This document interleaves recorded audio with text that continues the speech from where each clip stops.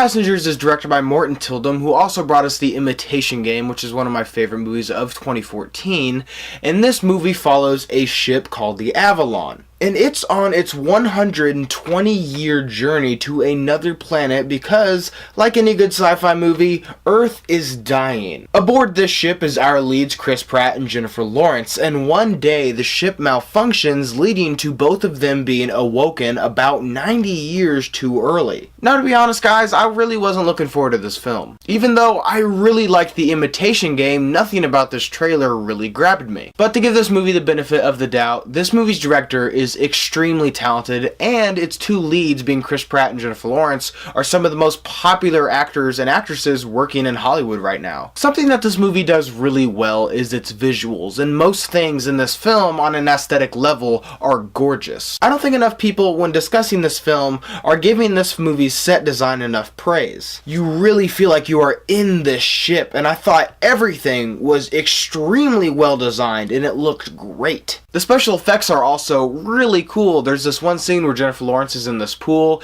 and the ship's gravity breaks, so the water's all in the ceiling and it's in the air and she's stuck inside of it. It's really cool and really exciting. As expected, Chris Pratt and Jennifer Lawrence do a pretty good job. I do, however, think that they're both really overqualified for this movie. Passengers doesn't really demand much performance-wise, and I really feel like they were both only casted because they look great on the poster and they would sell this movie. Speaking of which, I'm gonna go on a little mini rant. Look at the posters for this movie. These are two separate posters that are official movie posters for this film. Both of them are terrible. Both of them have zero artistic value, and I really feel like there are a ton of blockbusters coming out now that really just focus on who's in the movie just to sell. They don't care about artistic value. They just plaster whoever the lead is on the front and give it to the audience because they go, oh, let's go see that Chris Pratt, Jennifer Lawrence movie. And they've lost all artistic value when selling movie posters. But you look at the independent films of this year and they have great posters because they don't always have the biggest stars to plaster on the front to just sell the movie.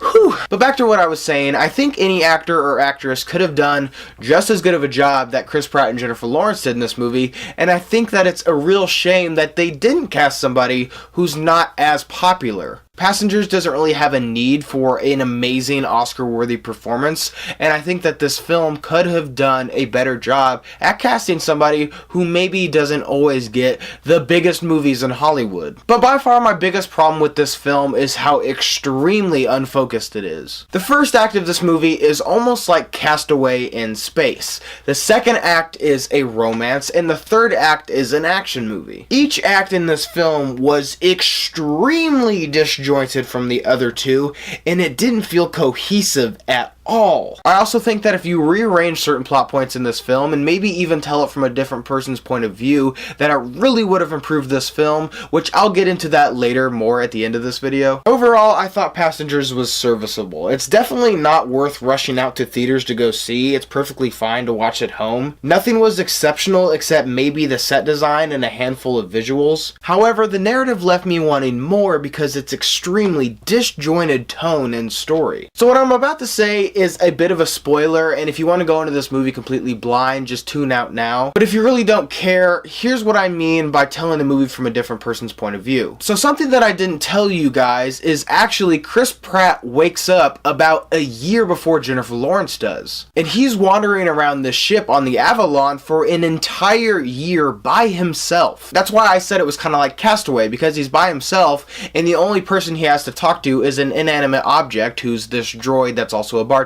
So he's on the ship for a year until he pretty much just gets sick of it. He goes into all these pods and he sees Jennifer Lawrence and he's battling with himself to wake her up, because if he does, he's pretty much killing her. Because the ship still has 90 more years to go, and if he wakes her up, he's like, I can't put her back to sleep. She's gonna die on the ship with me. So he struggles with this until he finally wakes her up and he tells her, hey, I've been on this ship for an entire year. And she's like, wow, that's crazy. And they eventually fall in love. But she doesn't know that he actually woke her up to benefit himself. But so when she finds out, she totally freaks out on him. But the way this movie is told is from Chris Pratt's point of view, so you know that he woke her up. I think this movie would have been way more entertaining if they told it from Jennifer Lawrence's point of view, and if she wakes up and just sees this guy and he's like, yeah, I've been here for an entire year, and then you find out that he intentionally woke her up. That would have been crazy. And that probably would have pushed this movie towards the edge of being really awesome. So thank you guys for watching today. I hope you liked today's video, and if you did, click on the link down below, subscribe to my channel, see more movie reviews and movie related things. And thank you so much for watching, and see you next time.